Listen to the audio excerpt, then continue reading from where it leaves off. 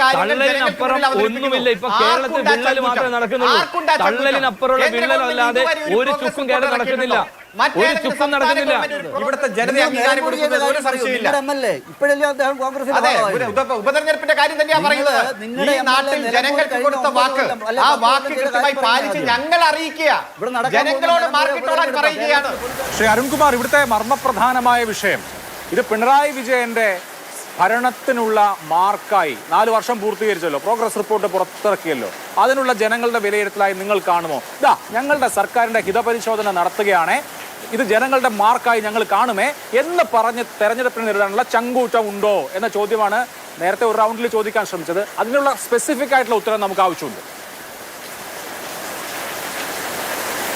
കൃത്യമായിട്ടുള്ള ഉത്തരം പറയാം. അതായത് ഇവിടെ കോൺഗ്രസ് ആവർത്തിക്കുന്നത് പിണറായിസം.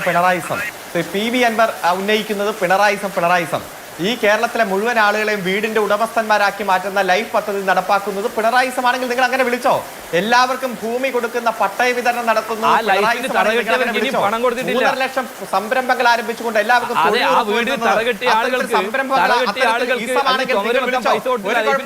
വിജ്ഞാനത്തിന്റെ ലോകത്തിലേക്ക്, അതുപോലെ തന്നെ പൊതുവിദ്യാഭ്യാസത്തിലേക്ക്, ആരോഗ്യ മേഖലയിലെ വികസനം, മാനവ വിഭവ സൂചികയിലും ഈ കേരളത്തെ ഒന്നാമത് ഇത്തരത്തിലുള്ള ഇസമാണെങ്കിൽ നിങ്ങളെ വിളിച്ചോ. ഞങ്ങളെ സംബന്ധിച്ചിടത്തോളം ഈ പ്രകടന പത്രിക കൃത്യമായി നടപ്പാക്കി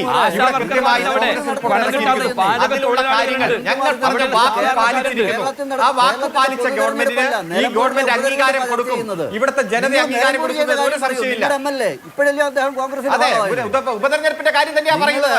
ഈ നാട്ടിൽ ജനങ്ങൾക്ക് കൊടുത്ത വാക്ക്, ആ വാക്ക് കൃത്യമായി പാലിച്ച് ഞങ്ങൾ അറിയിക്കുക, ജനങ്ങളോട് മാർക്കിട്ടോടാൻ പറയുകയാണ്. ഈ ജനങ്ങൾക്ക് കൊടുത്ത വാക്ക് പാലിച്ച് ഞങ്ങൾ നടപ്പാക്കിയ തള്ളലിനപ്പുറം ഒന്നുമില്ല. ഇപ്പൊ കേരളത്തിൽ വിള്ളൽ മാത്രമേ നടക്കുന്നുള്ളൂ. തള്ളലിനപ്പുറമുള്ള വിള്ളലല്ലാതെ ഒരു ചുക്കും കേരളം നടക്കുന്നില്ല. ഒരു ചുക്കും നടക്കുന്നില്ല. ഒരു പ്രോഗ്രസ് റിപ്പോർട്ട് ഇറക്കിയിട്ടുണ്ടോ? ഒരു പ്രോഗ്രസ് ജനങ്ങൾക്ക് കൊടുത്ത വാക്ക് പാലിച്ചത് ജനങ്ങൾ അംഗീകരിക്കും. ആ അംഗീകാരം ഞങ്ങൾക്ക് കിട്ടും.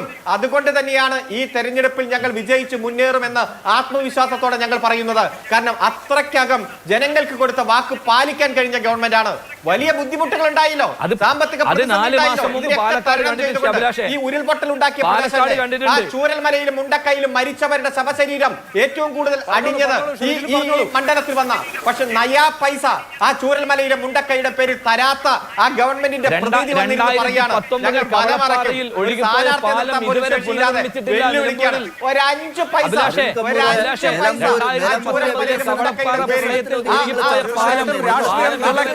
രാഷ്ട്രീയം തിളയ്ക്കും വരുന്ന ദിവസങ്ങളിൽ എന്നുള്ളത് സംശയമില്ലാത്ത കാര്യമാണ്. ഈ വിഷയങ്ങളൊക്കെ ചർച്ച ചെയ്യാം.